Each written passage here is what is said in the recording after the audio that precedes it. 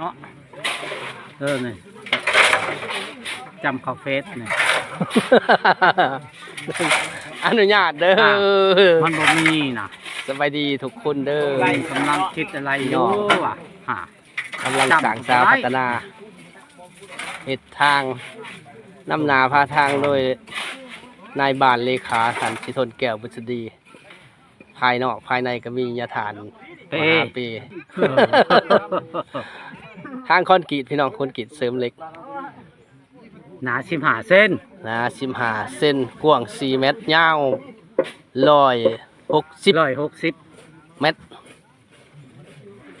ความหนา15 เซนติเมตร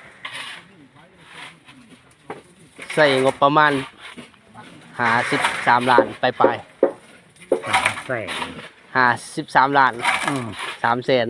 3 แสน แล้วก็เงินบาทอีก2 แสนไปเนาะขาดกำหนดกสิแล้วก็ภายใน10 วันใช่ล่ะ ต้นว่าขาดไม้10 วันว่ะ เพิ่นเว้าได้อเพิ่นเว้าได้อไทบ้านนั้นสารเว้าสู่ฟังดอกว่า มาประสบพบพอมาร่วมเฮ็ดทางนํเพิ่นเนาะ โอเค โ